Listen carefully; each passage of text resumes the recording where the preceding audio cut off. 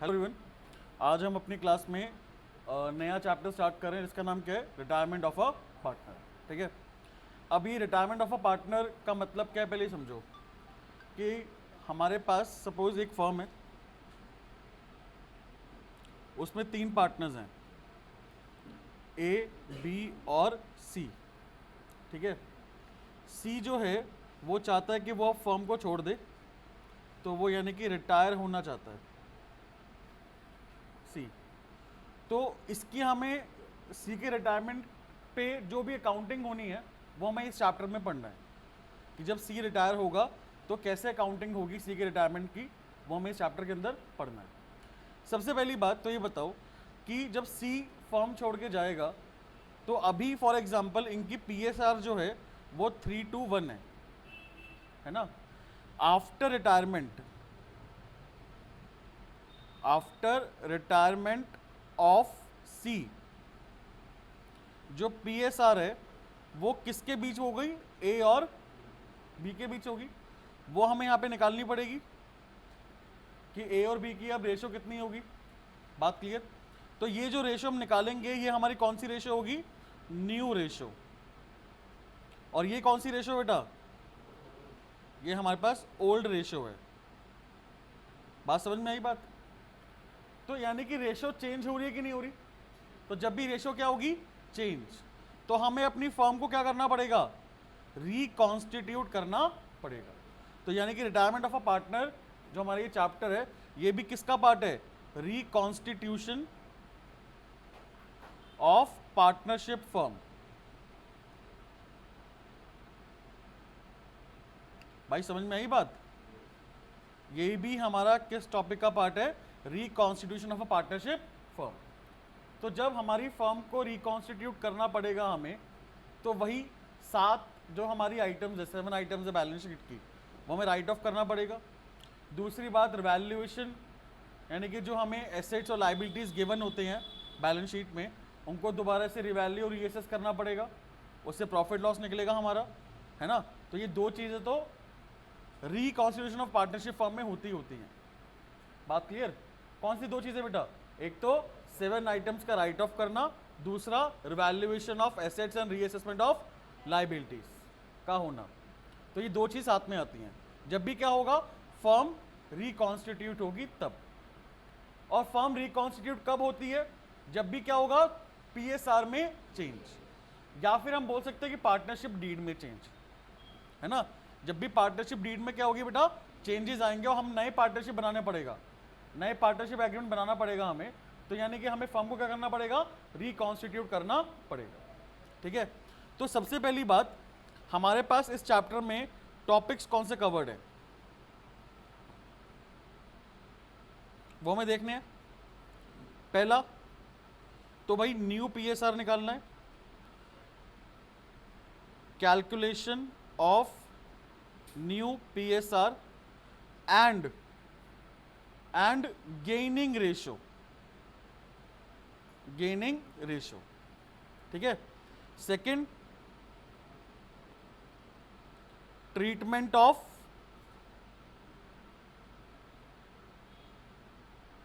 Retiring partner, retiring partner share of goodwill. ठीक है। Third, right of 7 items. Fourth, revaluation of assets and reassessment of liabilities. ठीक है, reassessment of liabilities. Fifth topic कौन सा होगा हमारा, एडजस्टमेंट ऑफ कैपिटल। तो हमें ये 5 टॉपिक कवर करने हैं इस चैप्टर के अंदर। चैप्टर ज़्यादा बड़ा है नहीं, ठीक है, बट ज़्यादा छोटा भी नहीं है, मीडियम साइज का चैप्टर है। बट देखा जाए तो हमने अगर एडमिशन अच्छे से करा है तो एडमिशन का एकदम अपोजिट है। ये मान लो सारे कॉन्सेप्ट सब चीज़ें सेम यहाँ पे काम होनी है। ठीक है, तो हम ज़्यादा टाइम इस चैप्टर में नहीं लगाएंगे, थोड़े क्वेश्चंस जो हैं वो घर पे ज़्यादा करेंगे इस चैप्टर के, ठीक है। स्टार्ट करें। तो पहले तो आ जाओ कॉन्सेप्ट पे, इस चैप्टर का कॉन्सेप्ट है क्या। हाँ जी, इस चैप्टर का क्या कॉन्सेप्ट है पहले वो समझते हैं। अब आप मुझे बताओ, मैंने क्या बोला कि हमारे पास एक फर्म है जिसके अंदर 3 पार्टनर्स हैं, ए, बी और सी। सी जो है वो फर्म से रिटायर होना चाह रहा है। बात क्लियर। रेशो जो है अभी इनकी वो है 3, 2 और 1। ये हमारे पास रेशो गिवन है। कौन सी रेशो बेटा, ये ओल्ड रेशो गिवन है, यानी कि, है ना। तो कॉन्सेप्ट अभी समझना, जब भी सी रिटायर होगा,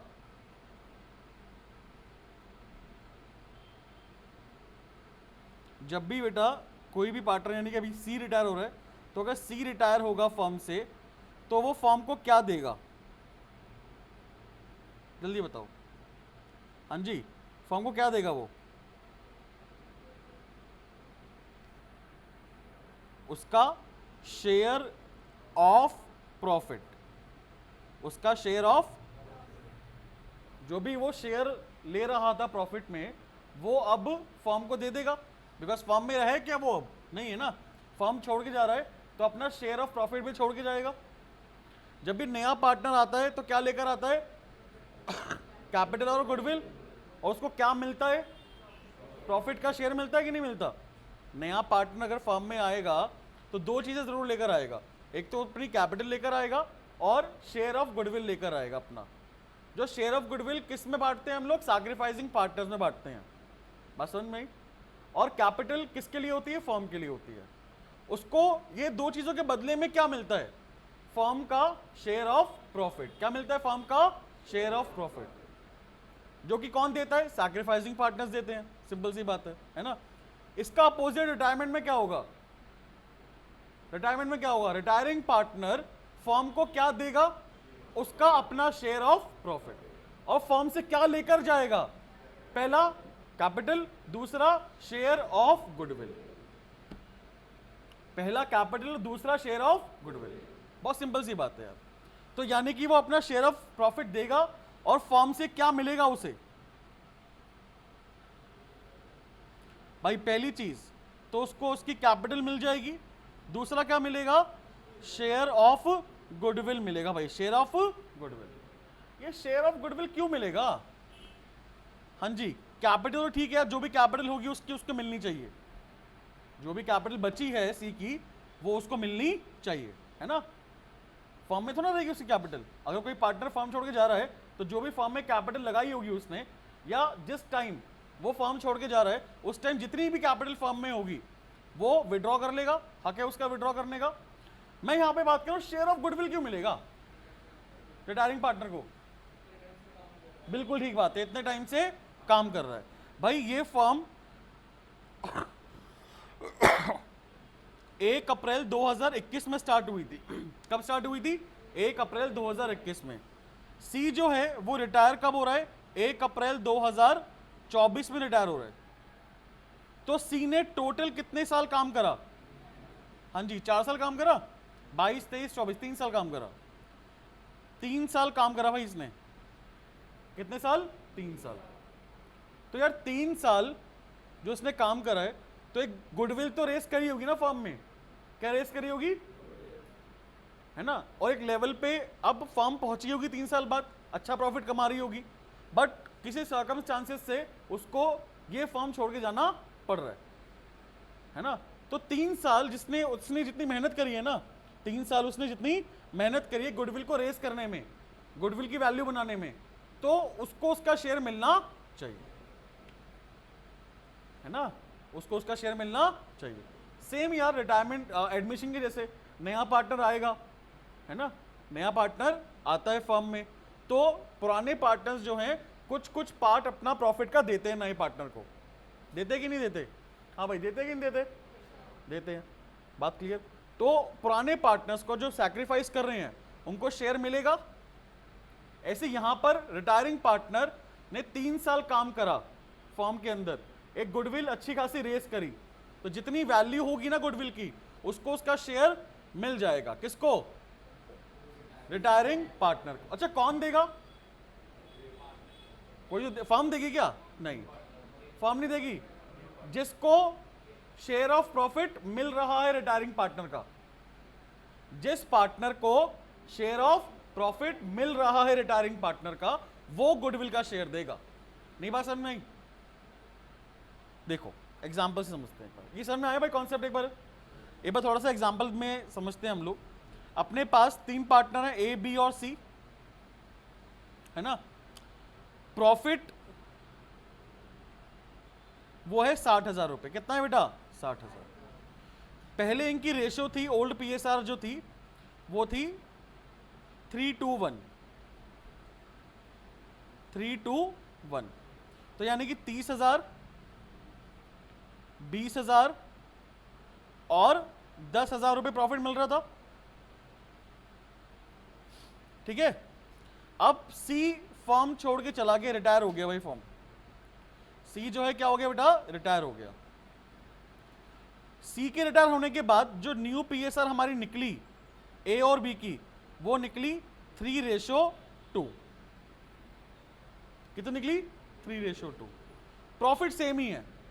प्रॉफिट क्या है बेटा? सेम। सेम प्रॉफिट हुआ है 60,000 का। तो आप बताओ 3:2 में अगर ए और बी में बांटेंगे तो कितना प्रॉफिट होगा? बटेगा 60,000। 3 × 3 / 5 कितना हुआ? 36,000। 36,000 और 24। भाई बेनिफिट हो रहा है कि नहीं हो रहा है? को ये बताओ। हाँ जी, कितना बेनिफिट हुआ भाई? ए को 6,000 का बेनिफिट हुआ और बी को, है ना। और ये टोटल मिला के वैल्यू कितनी आ रही है? सोचो एक बारी। हाँ जी भाई, टोटल मिला के वैल्यू कितनी आ रही है? जो किसका शेयर था, यानी कि सी ने अपना शेयर किसको दिया है? ए और बी को, दोनों को दिया है। बात क्लियर? सी के जाने से ए को बेनिफिट कितने का हुआ? 6,000 का। बी को कितना हुआ? 4,000 का। तो ये दोनों की रिस्पॉन्सिबिलिटी बनती है कि सी को कंपनसेट करे। क्या करे? सी को उसका हक मिलना चाहिए। सी को किस चीज का हक? शेयर ऑफ गुडविल का हक।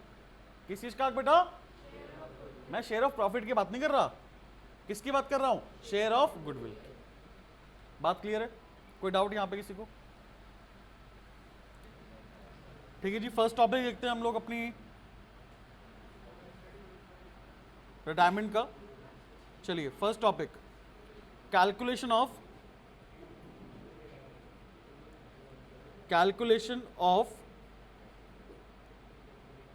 New PSR and gaining ratio. भाई ये आपको समझ में आ गया होगा होपफुली कि जब भी पार्टनर रिटायर होता है ना, तो जो रिमेनिंग पार्टनर्स बचते हैं, जो पार्टनर रिटायर होगा फिर बाद में जो पार्टनर्स बचेंगे उनको हम क्या बोलेंगे? Remaining partners. न्यू पार्टनर नहीं, रिमेनिंग पार्टनर्स बोलेंगे। तो रिमेनिंग पार्टनर्स को गेन होता है। क्यों गेन होता है? क्योंकि रिटायरिंग पार्टनर जो है अपना शेयर ऑफ प्रॉफिट देकर जाता है रिमेनिंग पार्टनर्स को। ठीक है, तो इसलिए हम लोग यहां पर क्या निकालते हैं? गेनिंग रेशियो निकालते हैं। क्या निकालते हैं बेटा? Gaining ratio. एडमिशन के अंदर पुराने पार्टनर्स अपना शेयर देते हैं तो वहां पे क्या निकलता है? Sacrificing ratio. अच्छा, हमें रेशियो से मतलब होता है, शेयर से मतलब होता है? शेयर से। तो यहां पे हम क्या निकालेंगे? Gaining share.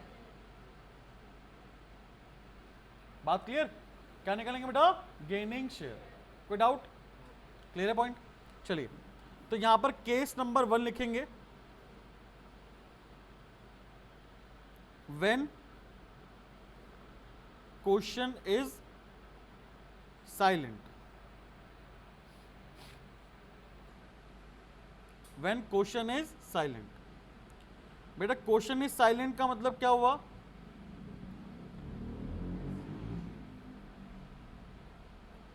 नो इंफॉर्मेशन, हमें कोई भी इंफॉर्मेशन गिवन नहीं है रिगार्डिंग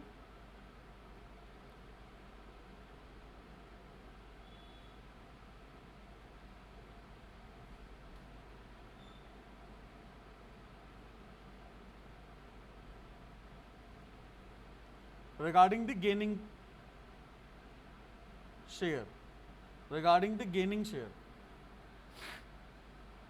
इसका मतलब क्या हुआ? No information regarding the gaining share. इसका मतलब क्या हुआ कि हमें ये नहीं पता यहाँ पर कि जो रिटायरिंग पार्टनर है वो कितना कितना देकर जा रहा है रिमेनिंग पार्टनर्स को, ठीक है, कितना कितना गेनिंग शेयर देकर जा रहा है किसको?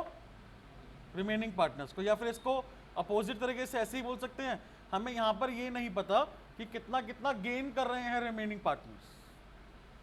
बात क्लियर? कोई दिक्कत? चलो एक क्वेश्चन देखते हैं, बहुत ही आसान है। आप बोलोगे सर ये क्या करा रहे हो आप?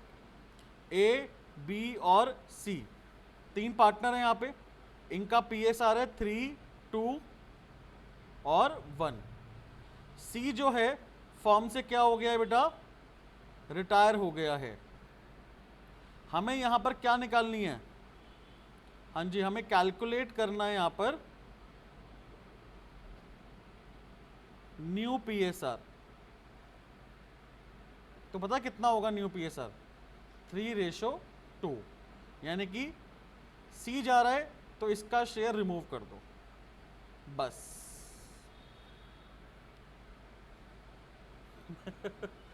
ठीक है, कोई दिक्कत? सी जा रहा है तो उसका शेयर क्या कर दो? रिमूव। जब तक हमें इंफॉर्मेशन गिवन ना हो। इंफॉर्मेशन किस चीज की?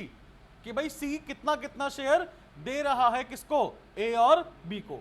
अगर क्वेश्चन में हमें ये चीज गिवन नहीं है ना, है ना, क्वेश्चन में अगर हमें ये चीज गिवन तो हम क्या करेंगे? सी का शेयर रिमूव कर देंगे। तो जो बचेगा वो किसका होगा? रिमेनिंग पार्टनर्स का। किसका बेटा? रिमेनिंग पार्टनर्स का। कोई डाउट? केस नंबर 2 देखते हैं।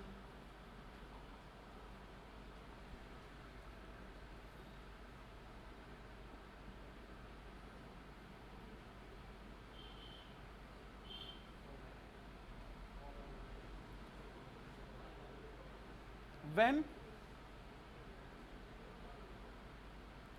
gaining share या फिर part is given in the question,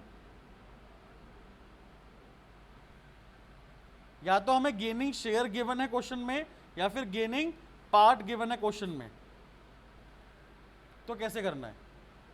ठीक है, देखो भाई क्वेश्चन देखते हैं। हमारे पास यहां पर ए, बी और सी तीन पार्टनर्स हैं, इनकी हमें रेशो गिवन है 2:2:1। यहां पर हमारे पास सी जो है वो रिटायर हो रहा है फर्म से,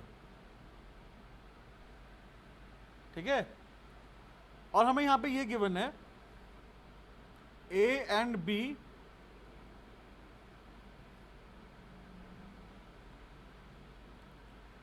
take over C share in the ratio of 1:2। बात समझ में आई? यहां पे हमें क्या गिवन है कि ए और बी जो है वो सी का शेयर ले रहे हैं किस रेशो में? 1:2 में। इससे पहले वाले केस में हमें कुछ भी गिवन नहीं था, तो हमने क्या करा? सी का शेयर हटा दे दिया। बट क्या हटाएंगे यहां पर? नहीं, यहां पर नहीं हटा सकते हम ऐसे। बात क्लियर? तो यहां पर आप मुझे बताओ 1:2 अगर हमें गिवन है तो ये गेनिंग शेयर है या गेनिंग पार्ट है? हाँ जी, गेनिंग पार्ट है। और जब भी गेनिंग पार्ट गिवन होता है तो याद है पहले मल्टीप्लाई देन माइनस या प्लस? यहां प्लस होगा। एडमिशन में क्या होता था? माइनस। यहां पे क्या होगा? प्लस, बिकॉज मिल रहा है ना बेटा, है ना, ए और बी को शेयर मिल रहा है। तो पहले तो हम शेयर निकालेंगे, मल्टीप्लाई करके हम क्या निकालेंगे? पहले गेनिंग शेयर, और फिर इस गेनिंग शेयर को क्या कर देंगे? ऐड। समझ में आई बात? तो यहां पे क्वेश्चन कैसे सॉल्व करेंगे? देखो पहले हम निकालते हैं कि ए और बी कितना कितना गेनिंग शेयर है उनका, ठीक है, ए और बी का कितना कितना गेनिंग शेयर है। ये बताओ कि यार सी का शेयर है कितना? सी का शेयर कितना है? 1/5। सी जो है अपने शेयर का 1/3 पार्ट किसको दे रहा है, ए को, और अपने शेयर का 2/3 पार्ट किसको दे रहा है। समझ में आई बात, 1:2 है ना बेटा, तो 1/3 कौन ले रहा है, ए, 2/3 कौन ले रहा है, बी। अब ये 1/3 2/3 कितना है वो निकालें, तो ए का, सी का शेयर कितना है 1/5, मल्टीप्लाई बाय कितना करेंगे बेटा 1/3 कितना आएगा 1/15। अगर हम ऐसे बी का निकाले तो बी का शेयर, सी का शेयर कितना है 1/5 है, सी का शेयर 1/5 है, और बी कितना ले रहा है 2/3 ले रहा है सी के शेयर का। समझ में आ रही है बात, सी का शेयर कितना है 1/5, वो अपने शेयर का 1/3 किसको दे रहा है, ए, मल्टीप्लाई करेंगे तो 1/15 जो है वो क्या आ गया, ए का गेनिंग शेयर। ऐसी बी का निकालेंगे 1/5 मल्टीप्लाई 2/3 कितना आएगा यहां पे बताओ, तो ये हमारे पास क्या आ गया, गेनिंग शेयर आ गया। हमें क्या चाहिए यहां पर, हाँ जी, हमें यहां पर न्यू पीएसआर चाहिए। क्या चाहिए बेटा, न्यू पीएसआर। तो हम लोग ए और बी का न्यू पीएसआर निकाल देंगे। ए का पुराना कितना था 2/5, बी का कितना था 2/5, प्लस कर देंगे ना भाई इसके अंदर गेनिंग शेयर, क्या कर देंगे प्लस, कंफ्यूज तो नहीं हो रहे, क्या कर देंगे बेटा यहाँ पे प्लस, तो यहाँ पे 1/15 प्लस यहाँ पे कर देंगे 2/15। ए का गेनिंग शेयर कितना है 1/15 है, प्लस कर दिया, बी का कितना है 2/15 है, वो बी में प्लस कर दिया, तो कितना आएगा, हाँ जी 7/15, ऐसे कितना आएगा 8/15। ठीक है बेटा, तो यहां पे हमारे पास न्यू पीएसआर कितना आया, न्यू पीएसआर 7:8। कोई डाउट किसी को यहां पे, क्लियर है पॉइंट, नोट करेंगे भाई फटाफट। एक दो क्वेश्चन और देखते हैं, ठीक है, न्यू पीएसआर निकालने के। तो हमारे पास एक क्वेश्चन और है भाई, ए, बी और सी 3 पार्टनर हैं, ठीक है, हमें इनका रेशो गिवन है 4:3:2, और सी जो है बेटा फर्म से क्या हो रहा है, रिटायर हो रहा है फर्म से सी, बात क्लियर। उसके बाद हमें यहां पे गिवन है कि जो ए है टेक्स 4/9 ऑफ सी शेयर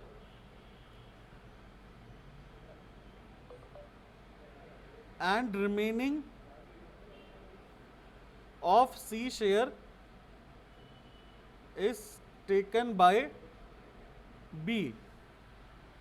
बात समझ में आई, यहां पे हम ये कह रहे हैं कि जो A है वो C का 4/9 ले रहा है, C के शेयर का 4/9 ले रहा है, और जो भी रिमेनिंग बचेगा वो कौन लेगा, B लेगा। बात क्लियर, जल्दी बताओ, मल्टीप्लाई करके प्लस या डायरेक्ट प्लस, हाँ जी बेटा, नहीं, डायरेक्ट प्लस कैसे होगा, अच्छा रिमेनिंग कैसे निकालोगे बताओ, रिमेनिंग कैसे निकालोगे, अगर देखो मैंने आपको एक चीज ये पहले बताई थी कि आप प्लस कर लिया करो, है ना, अगर प्लस करके आपका आंसर नया पार्टनर या फिर रिटायरिंग पार्टनर के शेयर के बराबर आ रहा है तो वो केस कौन सा हुआ, डायरेक्ट प्लस करने वाला। आप डायरेक्ट प्लस कर दो, यानी कि वो हमारा गेनिंग शेयर गिवन हो, क्या गिवन है, गेनिंग शेयर, लेकिन दोनों को प्लस करके आंसर हमारा 1 आ रहा है, क्या आ रहा है बेटा 1, तो उस केस के अंदर क्या है बेटा, गेनिंग पार्ट है, क्या है बेटा, गेनिंग पार्ट। बात समझ में आई, तो यहां पे लिख लो आप एक बार दोबारा से ये पार्ट,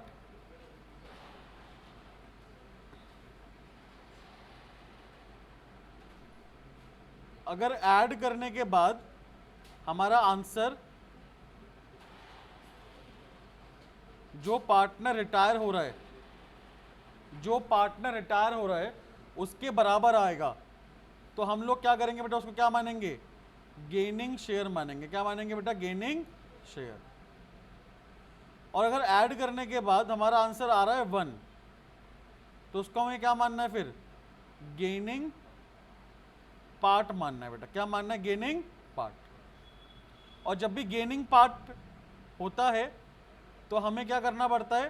पहले तो मल्टीप्लाई, उसके बाद प्लस। अगर गेनिंग शेयर है तो हम क्या करेंगे भाई? डायरेक्ट प्लस कर देंगे। Clear point?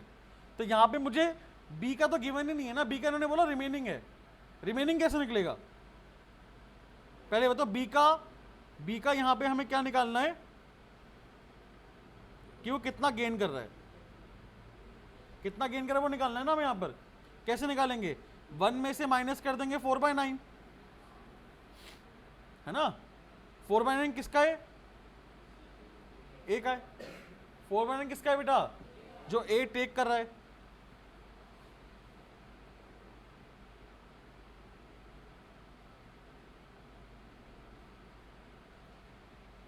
जो ए ले रहा है बेटा किससे?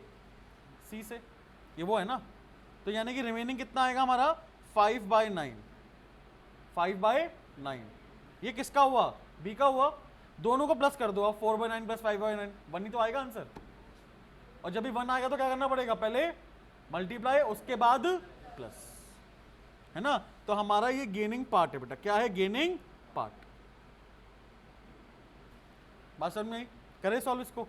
चलिए, तो भाई यहां पर आप मुझे बताओ, सबसे पहली बात तो ए का यहां पे हमें क्या निकालना है? गेनिंग शेयर निकालना है ना। तो सी का शेयर कितना है? 2/9 है। सी का शेयर कितना है बेटा? 2/9 है ना सी का शेयर।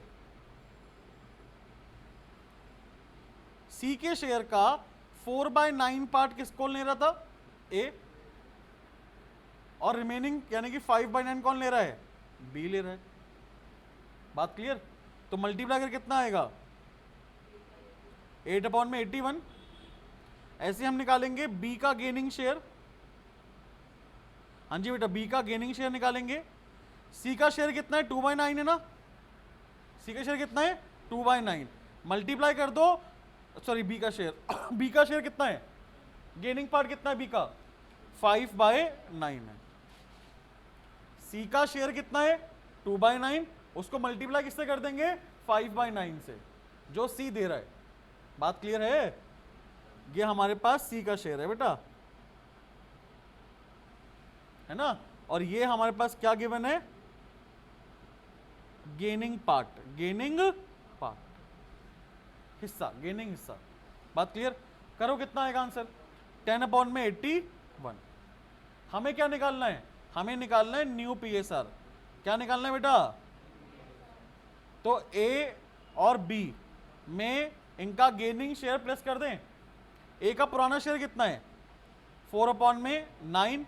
बी का कितना है? 3/9। प्लस कर, हाँ कोई दिक्कत?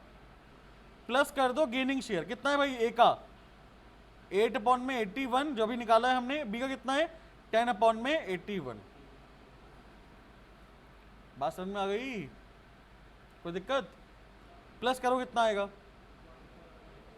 44/81। यहां पे कितना आएगा? 37/81। तो न्यू पीएसआर कितना आ गया बेटा? 44:37।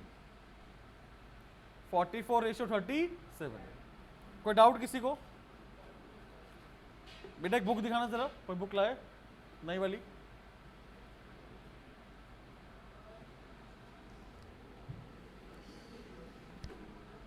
फट जाती है।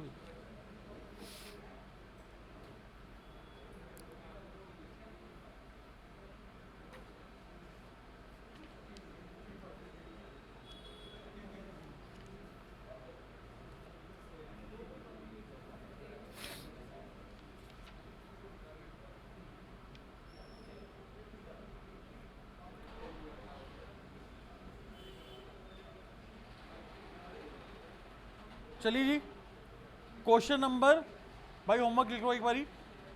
आज की क्लास का homework question number 1 to question number 10। Question number 1 to question number 10, 10 question है बेटा। कितने क्वेश्चन है? 10। बट ये 10 सारे के सारे क्या करने के हैं? न्यू PSR कैलकुलेट करने के हैं। जो आज मैंने आपको सिखाया है दोनों केस, सिर्फ 2 ही केस हैं इसके अंदर, और कोई केस नहीं है। एडमिशन की तरह नहीं 6-7 केस। कितने केस है? सिर्फ 2। या तो हमें गिवन है या फिर गिवन क्या, गेनिंग शेयर या गेनिंग पार्ट। गेनिंग शेयर या गेनिंग पार्ट। बात क्लियर? कोई दिक्कत किसी को? ठीक है, 1 to 10 कर लाना याद से, बिकॉज नेक्स्ट क्लास में मैं आपको फिर गुडविल का पार्ट कराऊंगा। ठीक है, इस पे ज़्यादा टाइम हम खराब नहीं करेंगे। क्लियर? चलो जा सकते हैं बेटा। ओके, मिलते हैं हम लोग नेक्स्ट क्लास में। Till then bye.